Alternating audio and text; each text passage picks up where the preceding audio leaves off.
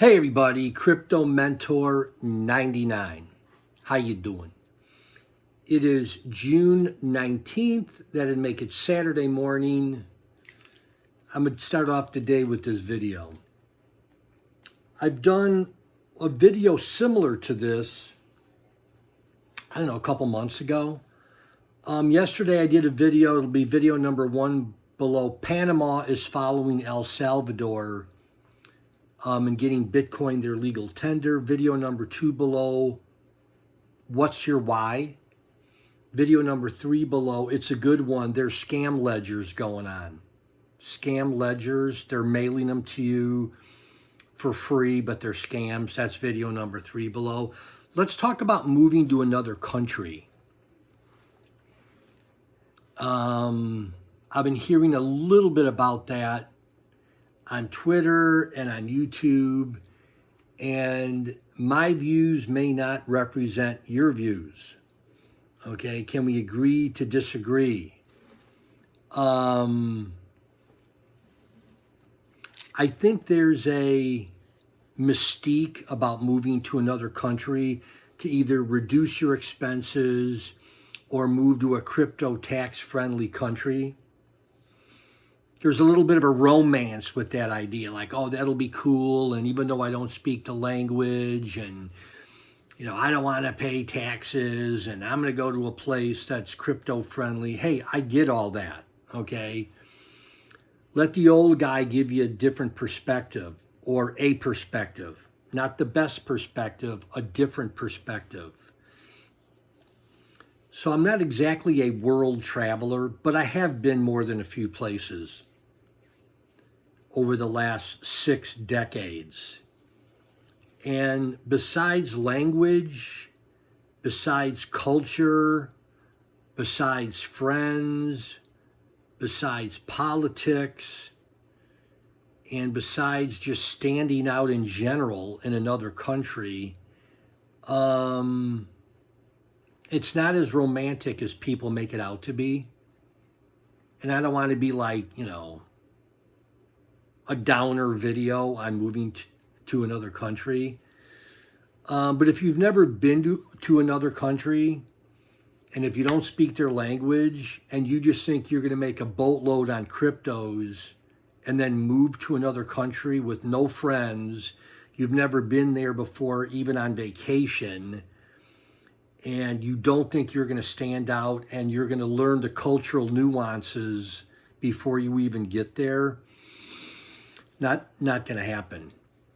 And of all the places I go, which is my favorite place to go, which is Guatemala, as much as I love it, even when I go with Mrs. Crypto Mentor 99, so check it out. So here's the setup when we go to Guatemala. Our friends pick us up at the airport, take us to their $1 million condo, where we spend a night or two, okay? Then we go to the village. And again, I'm with local Guatemalans the whole time. They know the good areas, they know the bad areas, and guess what? They only take this little guy to the good areas.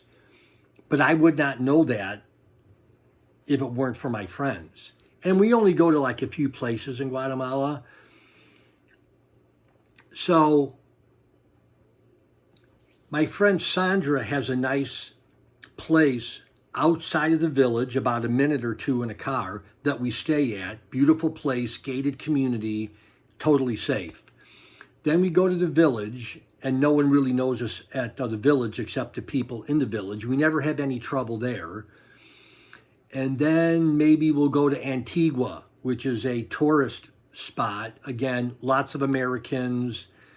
That's a safe place. But my point is, my friends know where to bring themselves as natives of Guatemala, and white guys like me. I'm just going to say it, guys that don't have brown skin and they're not Spanish, okay? When we do go shopping, some of these shopping centers are super nice, and some are kind of nice. Well, the ones that are kind of nice, where we want to get local Guatemalan goods like shirts and other stuff, you go where the real Guatemalans go. Like, those places, my friends even say, don't take out your cell phone. Okay, so you don't want to take your cell phone and start walking around and snapping pictures. And when you pay for something in American goods, you don't want to take out a wad of money and start, flashing that around. Again, simple ideas, but things that I wouldn't really think of. And as many times as I've been to Guatemala, the traffic is horrendous. You could go from point A to point B, and it's going to take you an hour and a half, where that same trip in the United States could take you 20, 25 minutes, maybe 15, depending on what time of the day. All that to say, I got my people in Guatemala to take me around. I couldn't imagine going to El Salvador, Paraguay, Argentina, Brazil, you name the country, not knowing anyone there, and I'm just going to move there to save some money in taxes. Now, for you, that may be super exciting. And you're like, hey, Crypto Mentor 99, like, I know Spanish, and I don't, okay? And you don't need to be like me, but I would say I'm like not super adventurous. I'm not like an adrenaline junkie, but I'm adventurous. I would say I'm flexible under the right circumstances. Change doesn't bother me. Yes, I'm a super extrovert. I love talking to people, but you really need to rethink the whole romance idea of moving to another country to save a couple of bucks, to reduce your expenses or your tax liability. And again, a couple of suggestions: go there on vacation, and then maybe go for a month or two and see if you really like it. Talk to the locals, make some friends. But normally what I found in other countries, when they find out that you're from another country, again, this is a generalization, most of the locals think that you're rich, that you're going to give them money, that you're easily scammed, and that you're going to fall for some of their sob stories about a family member being sick and they're trying to raise money or get food, or which, again, I don't know if this video even makes any sense, but if you've never been to another country, the language, the culture, not having friends, even when we go to Guatemala, I'm ready to come back to my friends, to my family, to my favorite foods, and even some of the cultural nuances.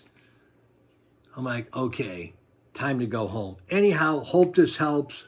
Let me know if you have any comments. Let me know if you have successfully moved to another country. We'd love to hear about it. You can put it in the comments section or at cryptomentor99@yahoo.com. Cryptomentor99@yahoo.com. Love y'all. See you later. Bye-bye.